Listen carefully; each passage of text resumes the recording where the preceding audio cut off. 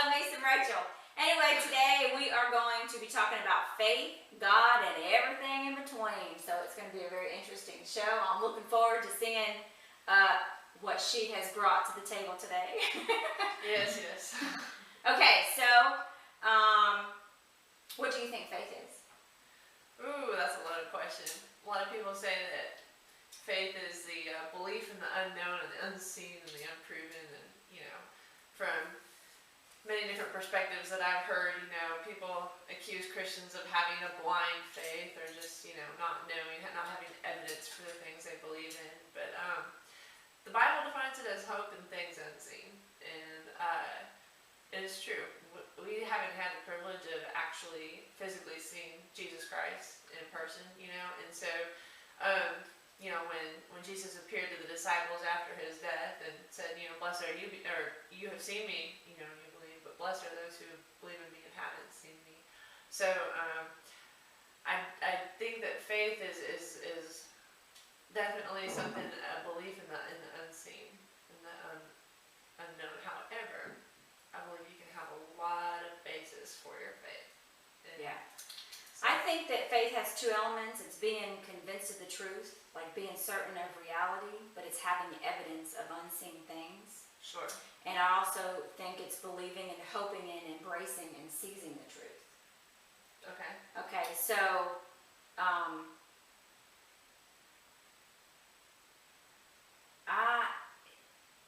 to me, I think faith is the most powerful thing. It's kind of like when you think positive thoughts, positive things happen in your life. Does that make sense? Yes, yeah. And to a certain extent, I mean, sometimes, things happen that might make you feel like your faith isn't enough or good enough. And that's kind of what I wanted to talk about today, and it's based on an article that I wrote called When the Lions Win. Because as Christians, and even people who look at Christians, we tend to be very harsh on ourselves and on others. And non-believers who look at us and see bad things happen to us will also question, our faith. And when things happen, for instance, why does a father of 2 children pass away? Why does a mother get breast cancer? Why does a child die of, leukemia? Or, why does a tornado take everything from this family?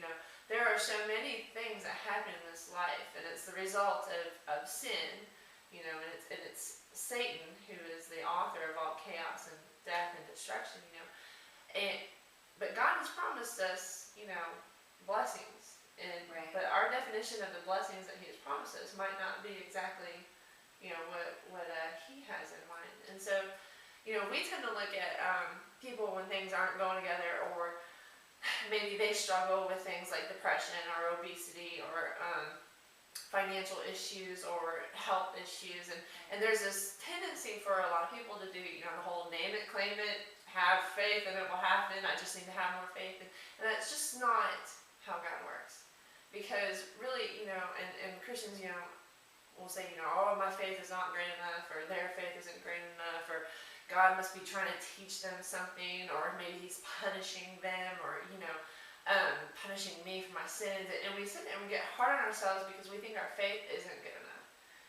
Where it says in the Bible that if your faith is even the seed, mustard seed, that you can move mountains. So that's right.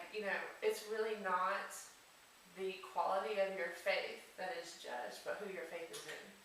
Because God He's done it all. And if you can develop that relationship with Him and that belief in Him, and just surrender more and more of your life to Him, you will have the peace that passes all understanding. You might not understand His ways in certain situations, but you will know that He is good and that your faith is in a solid foundation, that you have a solid, that you don't have a blind faith, but you've experienced Him and you know Him to be real and true. When I was younger, when I was growing up, as a little bitty girl, my mother introduced me to the Bible, and she told me who Jesus was and who God was. And I know you've heard me talk about this before. And I didn't know anything about praying or anything about God or Jesus outside of what she told me in that Bible, that the Bible was the book of life, and this is, how things were to be or how things were supposed to be, and God saw all things. And from that moment on, I prayed every day. I prayed for the abuse to stop. I prayed for everything in my life. I prayed all the time, and the abuse didn't stop, you know, and it went on and on and on and on and on. And, you know, I got to a point in my life where at 10 years old, I had a great hate for God. When I look back on my life now, and there's so many things happened, you know, for me to overcome that and be where I'm at today. But when I look back on my life now, I can see all of my blessings. And even though, you know, God wasn't that superhero I had picked in my mind that was going to swoop down and pull a rapist off of me and, you know, break his neck, you know, because really as kids, that's what we're looking for. We're looking for a superhero, you know, something that you see on cartoons. And even though that didn't happen, I can look back on my life now and I can see all the people that he put in my life along the way that, you know, guided me. You know, my best friend Robin Foose, when we were in high school, I met her in the 9th grade, and her foster father was a minister. If I was going to be her friend, I had to go to church on Sunday, and it didn't matter how sick I was. You know, he prayed for me, and he wanted me in church. He never gave up on me. And you know, when I was just out of high school, one of my best friends in college, her father was a minister, and I went to church with her a lot. And I had my Aunt Jean, who I'm very close to, she said things along the way. So when I look back on my life, I think, you know, God didn't do things in my time. God did things in his time. And his time was so much more powerful, and it's making so much more of a difference than it would have if he had done it in mine. Correct. And God's ways are not our ways. Right, exactly. And his answer may be yes, no, or wait. Right. You know, when you say a prayer, you know, but learning how to align your heart to his heart and your will to his will, and to allow him to use your story for the glory of his kingdom, no matter what your story is. Right. That's where real power and real blessings come in, because it's all about, to me, it's all about having the proper perspective. Right. On this life, you know, and this life is precious and it's beautiful, but it is short and it's temporary. It can also be very painful, you know, and there can be a lot of hard things that we go through, you know, but God is so good.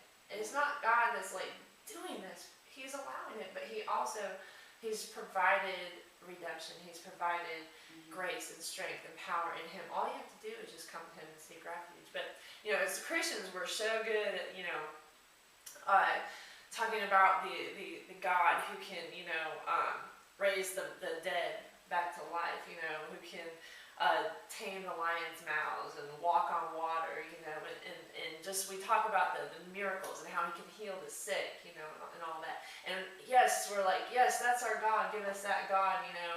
There's songs about it, and it talks about it in Hebrews 11, where it says, you know, after recounting the faith, you know, if people like Abraham and Sarah in Hebrews 11, and this is Paul writing, you know, and if you look at Abraham and Sarah, their faith wasn't exactly, you know, like rock solid.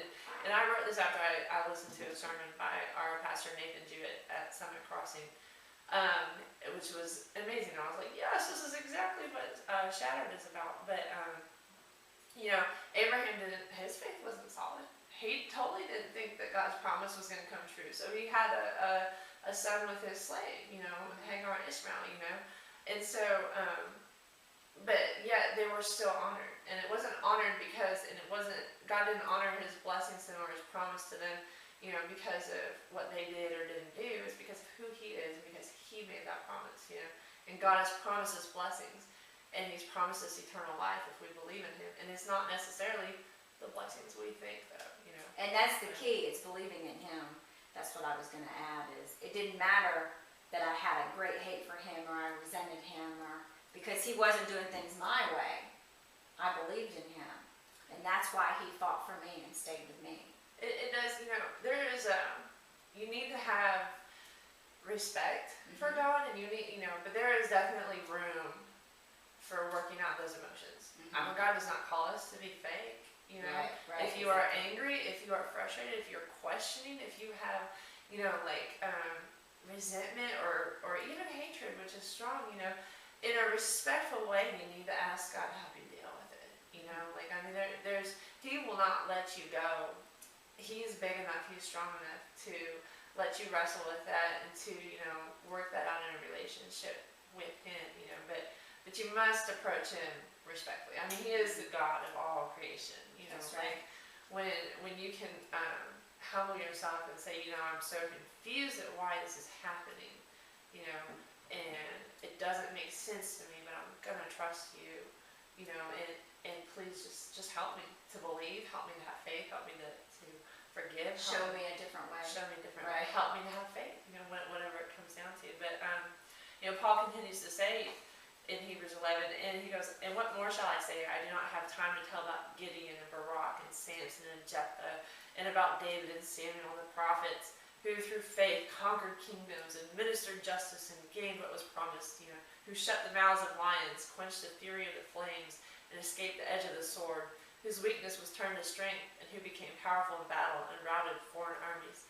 Women received back their dead and raised to life again.